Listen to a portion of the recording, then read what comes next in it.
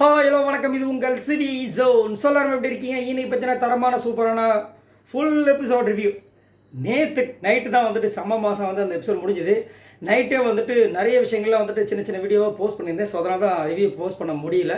So இப்போ பார்த்தீங்கன்னா அந்த ஃபுல் எபிசோட் ரிவ்யூ பார்க்கலாம். அதுக்கு முன்னாடி பார்க்குற எல்லாரும் மறக்காமல் நம்மளோட சேனலை சப்ஸ்கிரைப் பண்ணிட்டு பாருங்கள். மறக்காமல் கமெண்ட்ஸ் பண்ணுங்கள். உங்களுடைய கருத்தை சொல்லுங்கள். ஃபஸ்ட்டு நேற்றோட எபிசோட் வாத்தி ரைடு அப்படின்ற மாதிரி இருந்துச்சா இல்லை எப்படி இருந்துச்சு? ஏன்னா நான் இது வரைக்கும் இந்த மாதிரி ஒரு எபிசோடு மாதிரி விஜய் சேதுபதி அவர்கள் மிரட்டி விட்டதை வந்து நான் பார்க்கவே கிடையாது. அப்படியே இப்போ பேசும்போது கூஸ் பம்ஸ் அது டே. அதாவது கொஞ்சம் போன எபிசோடு தான் வந்து நம்ம பேசிகிட்டு இருந்தோம். விஜய் சேதுபதி அவர்கள் மாற்றிட்டு கமலஹாசன் அவர்கள் வந்து எப்படி இருக்கும், சே அவர் என்னெல்லாம் பண்ணியிருக்காரு அப்படின்னு நினச்சிட்டு இருந்தோம். இப்போது இவரே இருக்கட்டும் அப்படின்ற அளவுக்கு நம்மளை வந்துட்டு பேச வச்சிட்டாரு. அதுவும் உள்ளே வரும்போதே அந்த ஒலிபெருக்கியை வச்சு கேட்குதா அப்படின்னு சொன்னதெல்லாம் அட்டடா வேற மாதிரி வருத்தணும். அப்படி காதில் அப்படி வச்சுட்டாங்க கையை. அப்போ ஒரு வாட்டி நான் பேசுறதுக்கே உங்களுக்கு காது வலிக்குதுன்னா ஒரு வாரம் ஃபுல்லாக பார்த்தா எங்களுக்கு காது எப்படி வலிச்சிருக்காது கிழிஞ்சிருக்கும். Same blood. அதுவும் அந்த டைலாகாக ட்ரெண்டிங்காக இருக்குது அந்த வாரம் ஃபுல்லாக. வை பிளட் சேம் பிளட் ஏன்பா அப்படின்னு. அதுவும் குறிப்பாக அந்த யாரா அந்த பையன்னு இவங்க அந்த டாஸ்க்கை யாரா அந்த பையனுக்கு தான் கொடுத்தாங்க. ஆக்சுவலாக இவங்க யாரா கத்துறது, யாரா அந்த பையன் அப்படின்ற மாதிரி ஆகிப்போச்சு.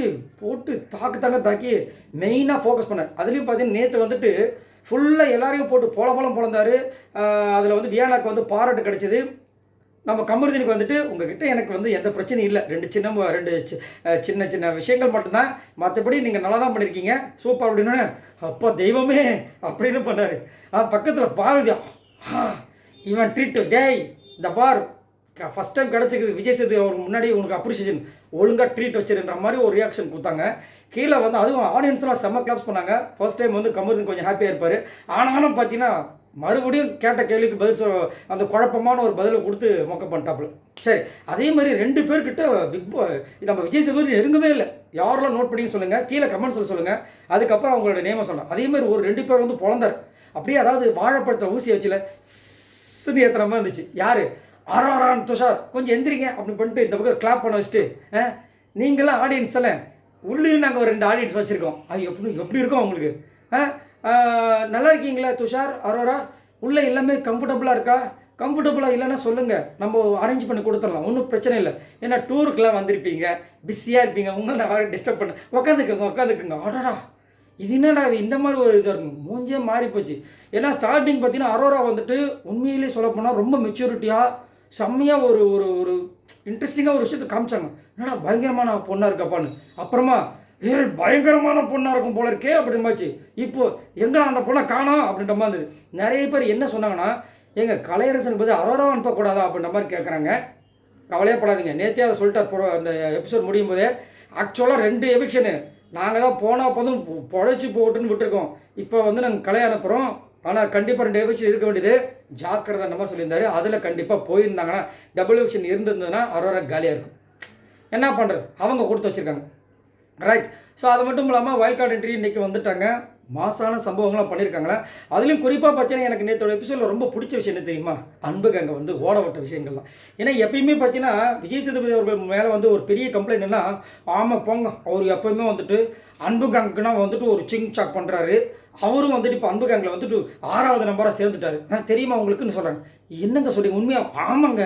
நீங்கள் வேணால் பாருங்களேன், அவர் வந்தார்னா அவங்கள பற்றி மட்டும் பேச மாட்டேன். குறிப்பாக எஃப்ஜே பற்றி பேசுகிறாரா பார்த்தீங்களான்னு நேற்று எல்லாத்துக்கும் ஒரு எண்டு கார்டு போட்டாங்க. என்ன எஃப்ஜே 3 வார்டு கலக்கிறாரு. ஃபஸ்ட்டு வந்து என்னடா டியூடு, நானே இவ்வளோ பெரிய ஹோஸ்ட்டு, நானே பிக் பாஸாக கூப்பிட்றேன், உனக்கு யார் கொடுத்தது? சபரி என்ன அண்ணன்? அவங்க போன சீசன்லாம் வந்து இவங்க கேட்பாங்க, உடனே கேட்பாங்க. போன சீசனில் குருநாதாலாம் சொன்னாங்க, சாண்டி மாஸ்டர் அதெல்லாம் விட்டிங்க. அதுக்கு ஒரு காலம் எடுத்துக்கிட்டாங்க. அவர் சூப்பராக சொன்னார். அதுக்கு ஒரு காலம் எடுத்துக்கிட்டாங்க. காலம் போக போக அவங்க 2 பேருக்கு ஒரு அண்டர்ஸ்டாண்டிங் வந்துச்சு. குருநாதான்னு சொன்னாங்க. எடுத்தோடனே குருநாதா சொல்லியிருந்தா அவர் என்ன பண்ணுவார்? இதே மாதிரி தான் கலாச்சிருப்பார்.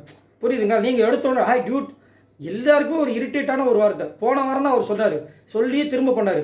இதில் என்ன ஒரு மேட்டர்னா, விஜய் சேதுபதி ஏன் கோவம் வந்திருக்குன்னா, இவர் சொன்னதுக்கப்புறம் இவர் போய் கிராஸ் வெரிஃபிகேஷன் பண்ணியிருக்காரு. ஏங்க பிக் பாஸ் உங்களை நான் டியூட்னு கூப்பிடக்கூடாதா அப்படின்னு. அவர் சைலண்ட்டாக போய் வேலையை பாருங்கள், அப்புறம் இதை பற்றி பேசலான்னு இருக்கார் பொழுது. அப்பயே கேட்குற விஜய் சேதுபதி, பிக் பாஸ் ஏதாவது உனக்கு சொன்னாராப்பா? சொல்லலை. அப்போ அதுலேருந்தே புரிஞ்சுக்கோ அவர் சொல்ல விரும்பலான்னு. அப்பப்பப்பப்பா வேற மாதிரி இருந்துச்சு. அதே மாதிரி சபரியும் கனியை சூப்பராக சொன்னார். 2 பேரும் கொஞ்சம் எந்திரிங்க, எல்லோரும் அவங்களுக்கு கிளாப்ஸ் பண்ணுங்க. அவங்க அப்பா நம்மளுக்காவது ஒரு கிளாப்ஸ் கிடச்சிதே பவு அங்கே பார்வதிக்கு பவு அப்படின்னு அவங்க பார்வதி தான் கிளாப்ஸ்லாம் பண்ணுறாங்க. அப்புறமா தான் வச்சாங்க ஆப்பு. இவங்க 2 பேரும் எவ்வளோ நல்ல விஷயங்கள் தெரியுமா பண்ணியிருக்காங்க இந்த வீட்டில்.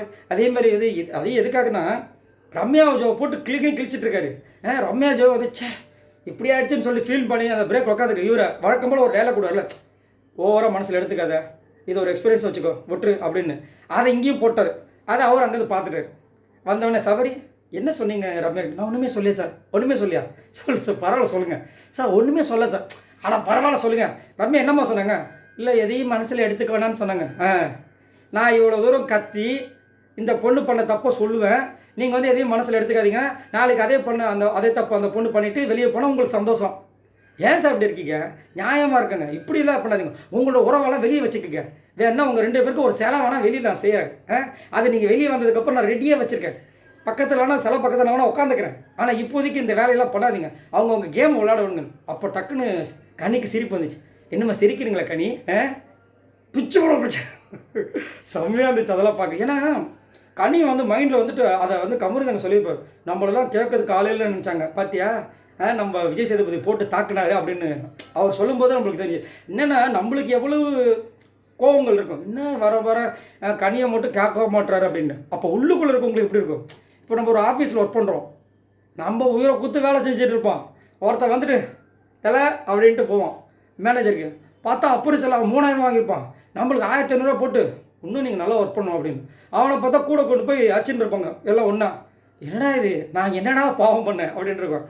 அந்த மாதிரி இவங்களாம் உயிரை குத்து நான் கெட்டனாலும் பரவாயில்ல, நானாக இருக்கேன்னு சொல்லிட்டு பண்ணிட்டு இருப்பாங்களாம். இவங்க கமக்கமும் ஒரு கூட்டு கிளியாக ஒரு கூட்டு குயிலாக பாடுன்ற மாதிரி அவங்களுக்குள்ள வந்து ஒரு டீமை செட் பண்ணி நாமினேஷன் ஃப்ரீயாக வாங்கிப்பாங்களாம். நாமினேஷனில் வந்துட்டு குத்துறதுக்கு ஒரே ஆளை குத்துன்னு எல்லாம் பிளான் பண்ணி குத்துவாங்களாம். வாரம் பேசிப்போம், நம்மளுக்குள்ளேயே வாங்கிப்போம் நாமினேஷன் ஃப்ரீ பாஸ். அது வெளியில் யாருக்கிட்டையும் போகக்கூடாது. போட்டு எல்லாரையும் வச்சு செஞ்சார். சபரிக்கிட்ட வந்துட்டு, சபரி நீங்கள் நியாயம் பேசுகிறீங்க, வெரி குட். ஆனால் அது உங்கள் தங்கச்சிக்கு மட்டும் தான் நியாயம் பேசுவீங்களா? அப்புறம் எப்படி உங்கள் நியாயம் வந்து செல்லும்? நீங்கள் நியாயம் பேசுனா நியாயஸ்தனாக மாறணும் அப்படின்னா எல்லாருக்கும் பேசுகிறா தான் நீங்கள் நியாயஸ்தன், இல்லைன்னா நீங்கள் அநியாயஸ்தன் அப்படின்ற மாதிரி கலாச்சி விட்டாப்புல. வேறு மாதிரி சம்பவம். அப்படியே இந்த பக்கம் வந்தால் வியானா சூப்பர்மா, நல்லா பண்ணிங்க, போல்டாக பண்ணிங்க. ஆனால் அது எனக்கு என்னன்னு தெரியல, வியானாவை வந்து ஓகே பிடிச்சிருக்கு. அவங்க அப்படி கொஞ்சம் பேசுவாங்க, தேங்க்யூ, அதை மட்டும் கொஞ்சம் கம்மி பண்ணிக்கோங்கம்மா, கொஞ்சம் ஓவராக இருக்குது. அப்படியே ஜெனிலியா பாப்பாவா அந்த பொண்ணு பேர் ஆசினி பாப்பா, அவங்கள பார்க்குற மாதிரி இருக்குது. அது வந்து ஒரு சில பேருக்கு செட் ஆகும். இவங்களுக்கு கொஞ்சம் எனக்கு அப்படி தோணுதா இல்லை உங்களுக்கு அப்படி தோணுதான் சொல்லுங்கள். கொஞ்சம் அதை மட்டும், ஏன்னா கொஞ்சம் மெச்சூரிட்டியாக இருந்தாங்கன்னா அவங்க இப்போது போன வாட்டி அர்ச்சனா எப்படி பண்ணுவாங்க அவங்களும் பண்ணுவாங்க. ஆனால் வந்து ஓரளவுக்கு லைக் பண்ணுற மாதிரி பண்ணாங்க. வெளியில் வந்ததுக்கப்புறம் அது எப்படி போச்சுன்னு எனக்கு தெரியாது. பட் பிக் பாஸில் இருக்கும்போது அதை லைக் பண்ணாங்க. அந்த மாதிரி கொஞ்சம் தான் நல்லாயிருக்கும் அப்படின்னு தோணுது. உங்களுக்கு என்ன தோணுதுன்னு அப்படின்றத சொல்லுங்கள். எல்லோரையும் கவர் பண்ணிட்டார்ல? ஆமாம், எல்லோரையும் கவர் பண்ணிட்டார். கானா வினோத்துக்கு ஒரு முக்கியமான ஒரு அடி விழுந்துச்சு. ஏன் அப்படின்னா திவாகரை பற்றி உலகத்துக்கே தெரியும். அதாவது பிக் பாஸ் பார்க்குறவங்க எல்லாருக்கும் தெரியும். அவர் ரீல்ஸ் பார்த்தவங்களுக்கு தெரியும். அவர் என்ன மாதிரி ரீல்ஸ் பண்ணுவார், அவரோட உலகம் எப்படி, சரிங்களா? நம்மளுக்கு உலகம் அவருக்கு உலகம் என்ன தெரியுங்களா? ஒரு செல்லு, ஒரு 4 செவருக்குள்ளே இருக்க அந்த வீடு, அந்த ஒரு ரூம், அவ்வளோதான். அந்த உலகத்தில் இருந்தவரை கூப்பிட்டு வந்து பிக் பாஸ் வீட்டுக்குள்ளே விட்டால் அவர் இப்படி தான் பண்ணுவார். நம்ம என்ன பண்ணிக்கணும், அவர்கிட்ட உஷாராக இருந்துக்கணும். ஏன்னா அவர்கிட்ட ஆல்ரெடி ஒரு விஷயம் இருக்குது. என்னது, அவரை யாரோ தாக்கி அவர் ரொம்ப ஃபீல் பண்ணிட்டாருன்னா, பாவம் அவர்கிட்ட போய் சண்டை போடுறாங்களே, இவங்கெல்லாம் கொஞ்சமாவது மனசாட்சி வேண்டாமான்னு சொல்லிட்டு ஒரு விஷயம் வரும். அப்போ நம்ம என்ன பண்ணணும், கிட்டவே நெருங்கக்கூடாது. அவரை தண்ணியாக விட்டோம்னா அவர் பாட்டுக்கு என்ன பண்ணுவார், ஒரு 10 ரீல்ஸை போட்டுட்டு அப்படியே என்ன பண்ணுவார், ஸ்ட்ரைட்டாக கிளம்பிடுவார். அவர்கிட்ட போய் காக்கா மாதிரி பண்ணுறது, ரீல்ஸை மறைக்கிறது, கேமரா முன்னாடி இது பண்ணுது அது பண்ணுது, போச்சா வச்சு செஞ்சுட்டாரு. அவர் 1 வருஷம் ஃபேமஸ் ஆன ஆளுக்கிட்ட போயிட்டு 20 வருஷம் ஃபேமஸ் ஆன நீங்கள் இந்த மாதிரி பண்ணலாமா கேட்ட விஷயங்கள் செம்மையாக இருந்துச்சு. இதில் ஒரு ஸ்மார்ட்டான ஒரு விஷயம் இருக்குது. என்னென்னா ரம்யா ஜோ பழங்க பாருங்க, ரம்யா ஜோ போட்டு பொழந்துட்டார். சரி, இதுக்கு மேலாவது இந்த யாரா அந்த பையனில் வந்துட்டு உங்களுக்கு ஒன்று வந்துச்சுல? ஆமாம் சார். என்ன வந்துச்சு சார்? சாப்பிட்டு தூங்குறாங்க, திரும்பி எழுந்திரிச்சு அதே வேலையை பண்ணுறாங்க சார். சரி, இப்போ நீங்கள் யார் கொடுப்பீங்க சார்? இப்போது எஃப்ஜே. அப்புறம் சார் இப்படி திரும்பி பார்த்துட்டு கானா வந்துட்டாங்க. அவருக்கு ஹார்ட் வெடிச்சிருச்சு. நானா? ஏன்டா நான் என்னடா பாவம் பண்ணேன், என்னையே போய் அப்படின்ற மாதிரி இருந்துச்சு. ஏவானா உன் கண்ணுக்கு அரோராவா துஷாரெலாம் தெரியாதா? என்னையா நடக்குது? அதாவது ஒரு சில பேர் வந்துட்டு மைண்டில் ஃபிக்ஸ் பண்ணிட்டாங்க, இவங்க இப்படி அவங்க அப்படி அப்படின்ட்டு. ரைட்.